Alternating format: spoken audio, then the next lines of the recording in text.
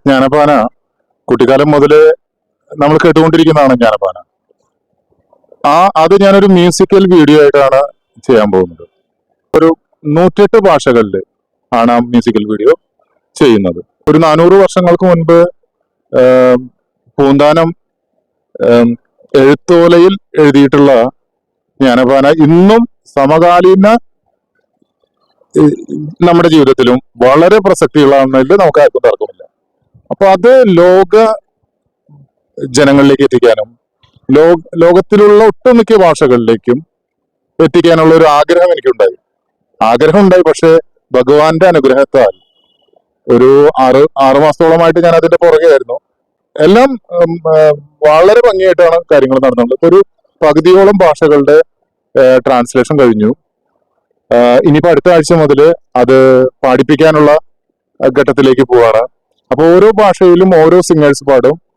അതോടൊപ്പം തന്നെ ഓരോ ലിറിക് റൈറ്റേഴ്സ് ആയിരിക്കും എല്ലാ ഭാഷയിലും. ഉദാഹരണത്തിന് നമ്മളിങ്ങനെ പറയുമ്പോൾ മലയാളം, തമിഴ്, തെലുഗു, കന്നഡ, ഒറിയ, ഭോജ്പൂരി, പഞ്ചാബി, ബംഗാളി, മറാഠി, രാജസ്ഥാനി, ആസാമീസ്, അങ്ങനെയുള്ള ഇന്ത്യൻ ഭാഷകളിൽ തുടങ്ങി.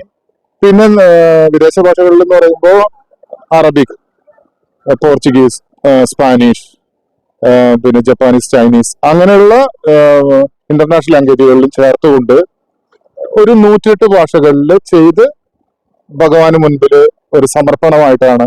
അതിൽ ഞാൻ മാത്രമല്ല, ഇതിനോട് ഒരുപാട് പേര് ഇതുമായി ബന്ധപ്പെട്ട് ഈ പ്രോജക്റ്റിനെ സഹായിച്ചുകൊണ്ട് ഒരുപാട് പേരുണ്ട്. അപ്പൊ നമ്മളെല്ലാവരും കൂടി ഉള്ളൊരു ഒരു സമർപ്പണമായിട്ടാണ് ഇത് പ്ലാൻ ചെയ്തിട്ടുള്ളത്. ഞാനിപ്പാണ് ഇതിനു മുമ്പ് ഒരു ഗിന്നസ് വേൾഡ് റെക്കോർഡ് 2 ഉണ്ടല്ലോ. അപ്പൊ ഇതിനൊരു അങ്ങനത്തെ ഒരു ശ്രമം ഉണ്ടോ ഇതിൽ ഗിന്നസ് വേൾഡ് റെക്കോർഡിനുള്ള ഒരു ശ്രമം കിട്ടുമെന്നുള്ള ഒരു പ്രതീക്ഷ?